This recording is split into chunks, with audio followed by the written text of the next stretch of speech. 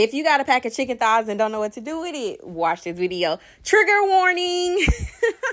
Y'all haven't said my intro in so long, but y'all know the routine. But I just dropped a more detailed video on how I clean my chicken thighs. Go over to TikTok and watch it, okay? Y'all hear my daughter. Then you want to season it. I only use 4 seasonings for this recipe. Garlic powder, Dano's green top, some Tony's, and that Greek all-purpose seasoning. Yeah, that's all I use. My chicken thighs were already skinless. I'm going to fry them up. So if you want a fried chicken thigh recipe, continue to watch, okay? Because that's what we're doing. Fried chicken thighs today, okay? Yeah, and I like my chicken like super crispy, extra crispy. If you don't, you may want to like take out some stuff, okay? First of all, you want to use the buttermilk if you have any. Use buttermilk, cover it up, let it marinate, sit for like an hour, okay? Boom. After it's sitting, you want to add a little bit of flour, like all-purpose flour, to that wet batter to thicken it up. But you do not want it to be like super pasty, like you see how it's looking like that. So you may need to add like a little bit more buttermilk or even like sprinkle a little water because you want it to still be like watery, just like that texture right there, okay? Not pasty, not super thick, but this is going to help that crispiness on that chicken, okay? That's the wet batter. Boom, set it to the side. Then for your dry batter, I do not have measurements, y'all. I had about 7 chicken thighs, so I use quite a bit. All-purpose flour, sprinkle in some cornstarch, and then you just want to sprinkle in also a little bit of baking powder. That's it.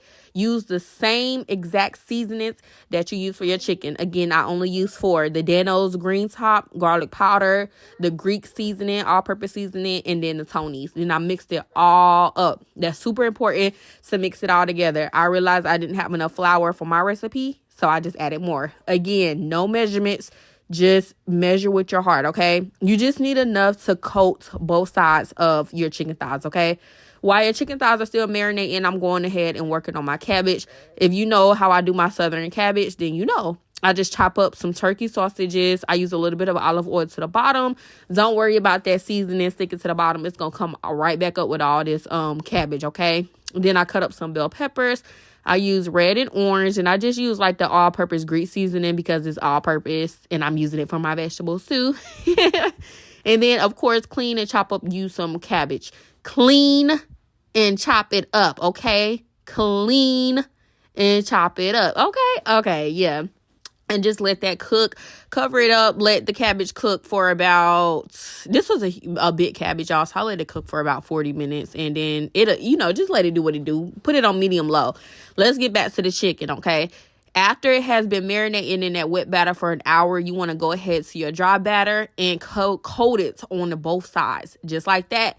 Shake off any excess flour because you do not want to like over flour your deep fryer. Yeah, we're using a deep fryer as well. You do not have to use a deep fryer if you don't have one. If you want one, it's located in my showcase on TikTok. Go look and go get you one, okay? It's located right there. Y'all been selling them out anyway. Shout out to y'all. But that's where I got my deep fryer from. TikTok shop. Anyway, after that, after your oil has heated up, however you're going to fry your chicken, just let it fry. Just let it fry. That's all you got to do. Let it fry. Make sure your chicken is done. It depends on how big your chicken is, depending on how long it will take. Just know your internal temperature of your chicken should be, I want to say 165 degrees Fahrenheit. Someone fact check me on that. But just cook your chicken until it is done. It should look something like that. I had a few batches because my basket only holds about like 2 to 3, but these were big pieces and I like mine super crispy. And then voila, I paired it with some southern cabbage, white rice, and look at that country recipe.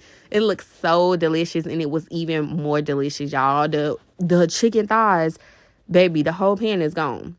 Everything is gone. The chicken was white meat. Even though this is dark, you're going to see it was still good, okay? Yeah, look at that. Look at that white meat. Go try this recipe.